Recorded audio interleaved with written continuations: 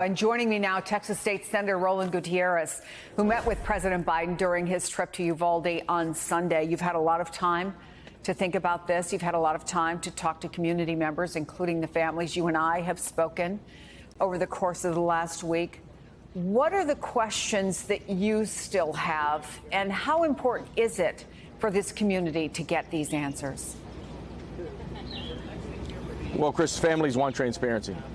Talked to one family. Their daughter had only gotten one gunshot wound. She likely bled out. The gunshot wound was in her back kidney. Had those officers gone in earlier, she might have lived. We'd like to see how many other children were similarly situated. I want to see, and I've asked DPS to give me these answers. I need to know when they arrived, what time each individual officer arrived on scene, and where they stationed themselves. We have that technology. We know it. We're not in 1960. We know where everybody was. I expect those answers. I'm going to get a ballistics report this week. I want to know if people were shot with friendly fire, if children were shot with friendly fire. We need to know that. Why is this important? As your previous spokesperson just said, it is about best practices going forward. But some of these families, they want to know the truth as to what went on. For myself, it seems abundantly clear that kids called in and said that they were still alive, and the protocols for an active shooter situation weren't filed. Do you have any insight, Senator, that there was a lack of communication between what was happening with these 911 calls and the information that was getting to the commander? Because there does seem to be a disconnect. So what we are doing, for my office is doing, last week we were focusing on comforting families, making sure that they knew that they had adequate resources. This week we're transitioning into asking the right questions that are important, making sure that we know how this investigation is unfolding, making sure that they're cooperating with the federal government. And so all of those issues are going to unfold over the next few weeks. Well, it's certainly a disconnect, but it's also very No, I'm sorry. Go ahead. It's also very unfair what's happening. So, I'm sorry, Chris. It's also very unfair. I don't know this gentleman, but we're putting it on one local school cop that's got 6 cops below him. Every agency that was at that scene, none of them went in. None of them went in a timely fashion, not even the federal government. They finally said, the hell with this, we're going in, and they neutralized the subject. But there was failure at every level. I'm not defending this man. He clearly made a mistake. I think everybody made a mistake here. To your knowledge, Senator, has anyone spoken to him in an official capacity about that decision? Do you know if he's cooperating with the investigation? I have a friend of mine that does know him. He says he's obviously taking it very hard. He is in his home, or he's sheltered somewhere. Don't know what his actions are going to be with his own city council situation. I feel bad for everybody in this community, including him.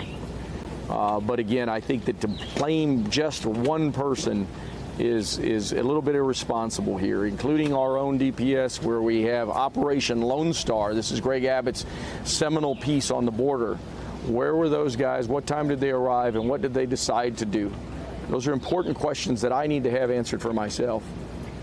You also had a chance to speak to the president yesterday. Do you feel confident at this point that any help that the federal government can give, beyond obviously they're going to do this Justice Department review, is the federal government going to be there for Uvalde? And what did you ask him for, if anything? So I asked him for resources. His office, we've been contacted with him as late as last week. We're looking at a federal grant to level the school, to raise the school, put a new one up to $45 million. It's sad that we have an existing protocol for this in the United States, but there is. I've asked for money for health care. We're in rural Texas. There's one psychiatrist for 16,000 people. There's very few health care workers that work in the therapy side. They do teletherapy, if you could imagine that. Therapy is a little bit different than telemedicine. You know, you really need to have that human touch. And so I've asked Abbott to give us $2 million. He has yet to respond to me. We're going to keep pushing the governor to do the right thing for this community. The president said, I'm not leaving. I'll give you the resources you need. Let's work on it over the course of the next few weeks. My expectation is that we'll continue that dialogue with the president's office to make sure that those things are taken care of. Nevertheless, I'm also talking to people in the private sector that want to help in this community. The outpouring of support has been amazing. You see people from really all over the world now. I've seen a lot of people from my hometown in San Antonio. I'm just so heartbroken for these families. We just got to be there for them as a nation. We just got to be there and love them. I think and I hope that they have felt an outpouring of support from across the country, because the country clearly feels the heartache of your community. Having said that, can I just perhaps punctuate something that you just said that tells us about the state of America? That there's a protocol in place for what to do about a school building after it has been the scene of a mass shooting?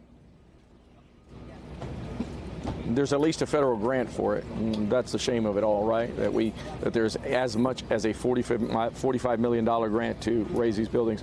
It's important that people know that today's day 77. Day 77 from school starting in Texas. Greg Abbott better get us into this building in Austin to get some changes here, because people are demanding it.